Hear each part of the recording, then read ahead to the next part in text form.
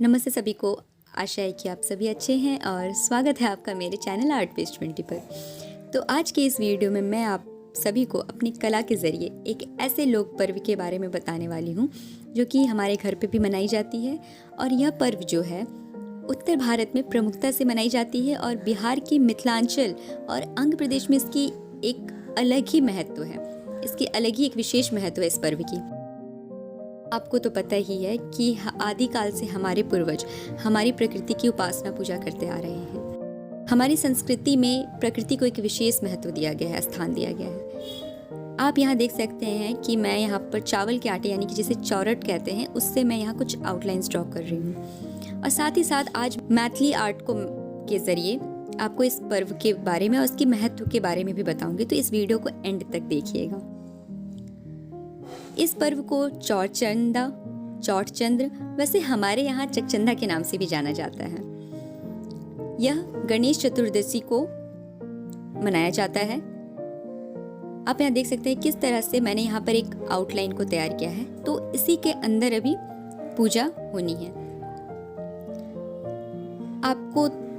आपको क्या अधिकतर लोगों को छठ के बारे में आप जानते हो कि छठ किस तरह से मनाया जाता है, क्यों मनाया जाता है। जिस तरह से छठ में सूर्य की उपासना की जाती है, उनकी पूजा की जाती है, उसी तरह चौठचंद्र या चौरचंद्र में चंद्रमा की पूजा की जाती है। यह छठ से कुछ मिलता जुलता ही पर्व है।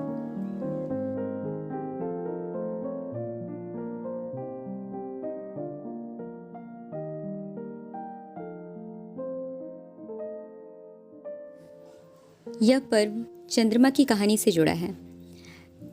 मुझे याद है कि जब मैं छोटी थी तो बचपन में दादी ने मुझे ये कहानी सुनाया था कि एक बार चंद्र को या चंद्रमा को अपनी सुंदरता पे बहुत घमंड हो गया कि वो बहुत ही सुंदर है।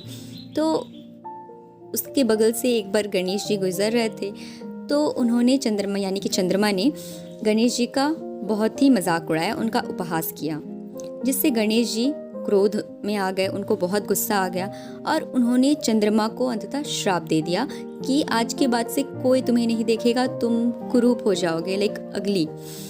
तो जैसे ही गणेश जी ने उन्हें श्राप दिया, चंद्रमा का घमंड चूर हो गया और वो बहुत ही दुखी हो गए। और इसके कारण इस दुख से आहत चंद्रमा कहीं जाकर छिप गए। उनके छिप जाने से पूरे पृथ्वी पे, पूरे संसार में संकट जैसी आ गई, क्योंकि प्रकृति में हर चीज़ का अपना एक विशेष स्थान है, हर चीज़ का अपना एक विशेष महत्व है।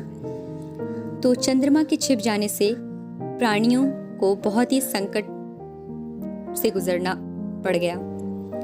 फिर सभी देवी देवता ब्रह्मा जी के पास गए, उनसे निवेदन किया कि चंद्रमा को वापस लाया जाए।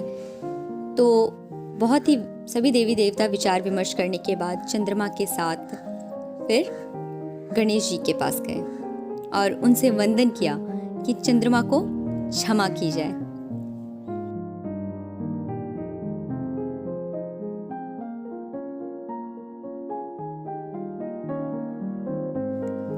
गणेश जी उन सभी देवी देवताओं और चंद्रमा के वंदन से प्रसन्न हो गए। उन्होंने चंद्रमा से कहा कि शाप तो वापस नहीं लिया जा सकता है, पर उन्होंने चंद्रमा को एक वरदान दिया कि जो भी व्यक्ति गणेश चतुर्दशी के दिन चंद्रमा की उपासना करेगा वह व्यक्ति झूठ या किसी भी तरह के कलंक से बच जाएगा।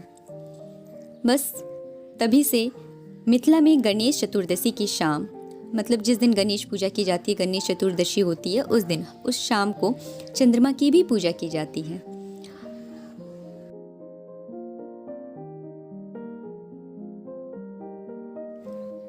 हमारे घर में भी ये पूजा की जाती है, जिसकी आप कुछ झलक आप देख सकते हैं। मैंने सोचा जब इस पर्व को मनाया जा ही रहा है तो क्यों ना मैं इसे अपने आर्ट कला के ज़रिए भी आपके सामने रखूं और इसके एक महत्व को बताऊं। अगर आपने मेरे पिछले वीडियोस वगैरह को भी देखे हैं जिसमें मैंने कल्चरल आर्ट्स वगैरह बनाए हैं, जो ट्रेडिशनल आर्ट फॉर्म्स है, उसमें मैंने आपको बताया कि मेरी पूरी कोशिश रहेगी कि मैं अपने भारतीय आर्ट फॉर्म्स जो भी होंगे, भारतीय कला और उनके महत्व को आपके सामने रखूँगी।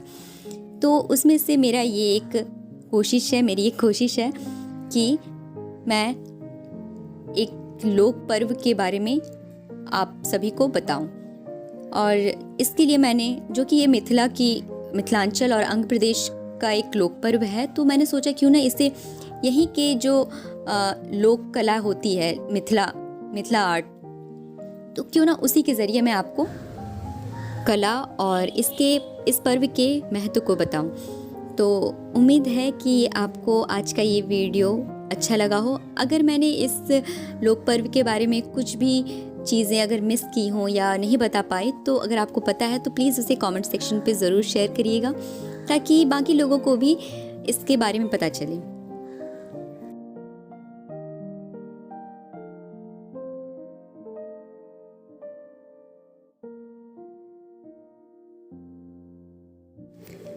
इस पर्व में सुबह से शाम तक यह व्रत किया जाता है। शाम के समय घर के आंगन या छत पर किसी खुली जगह पर चावल के आटे, जिसे हम चौरट कहते हैं, जो कि आपको मैंने शुरू में भी दिखाया, उससे कुछ आउटलाइंस कर दिया जाता है। फिर तरह तरह के पकवान जैसे गुजिया, ठेकुआ या फिर खाजा, इन सबको प्रसाद के रूप में चढ़ाया जाता है। कहीं दही चढ़ाई जाती है, तो कहीं दूध चढ़ाया जाता है, कहीं खीर चढ़ाई जाती है। तो ये अलग अलग जगह के हिसाब से ये होता है। और फल भी चढ़ाए जाते हैं। पश्चिम दिशा की ओर मुख करके यह पर्व किया जाता है। और जिस तरह से छठ में हम सूर्य को अर्घ देते हैं, सूर्य को अर्घ अर्पित करते हैं, तो उसी तरह इसमें हम शाम के समय चंद्रमा को अर्घ देते हैं।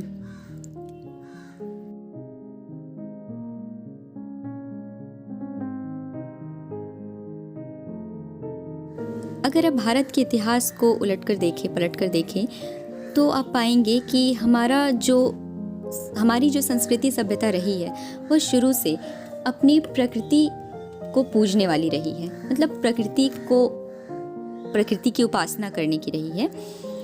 तो उसमें से मिथिला एक ऐसा देश है जहाँ पर प्रकृति से जुड़े हुए काफ़ी सारे त्यौहार मनाए जाते हैं। उसमें से एक जो सबसे प्रमुख त्यौहार है, जिन सबसे आप अवगत हैं ही पहले से, जो कि है छठ में हम सूर्य देव की उपासना करते हैं।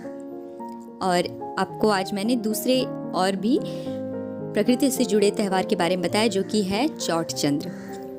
आपके उधर प्रकृति से जुड़े हुए और भी कौन से त्यौहार मनाए जाते हैं, प्लीज़ ज़रूर बताना। और अगर आपको आपके क्षेत्र के किसी खास त्यौहार या लोक पर्व के बारे में पता है और आप उसे चाहते हैं कि मैं उसे अपनी कला के ज़रिए आपके सामने लाऊं, तो प्लीज़ उसके भी नाम आप कमेंट पे ज़रूर लिखें। मुझे बहुत खुशी होगी कि मैं अपने देश के अलग अलग प्रांतों के लोक पर्व, वहाँ की कला संस्कृति को अपनी कला के ज़रिए आप लोगों तक पहुँचाऊँ।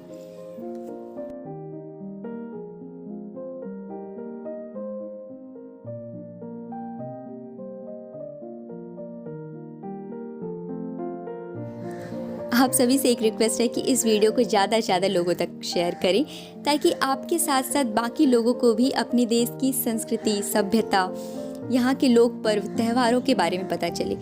ना बस हम बस त्यौहार मनाते हैं ये नहीं, बल्कि हम उस त्यौहार को क्यों मनाते हैं, उसके पीछे की क्या कहानियाँ हैं, इस त्यौहार की क्या महत्व है, वो भी पता चले।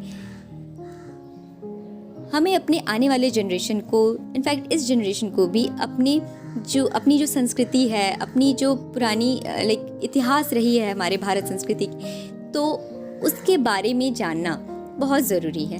और इनफैक्ट सबको जानना भी चाहिए।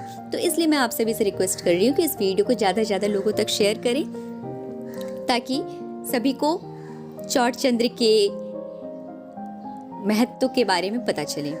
और आपको ये वीडियो कैसा लगा कमेंट सेक्शन पे ज़रूर बताएं। उम्मीद है कि आपको आज का ये वीडियो अच्छा लगा हो।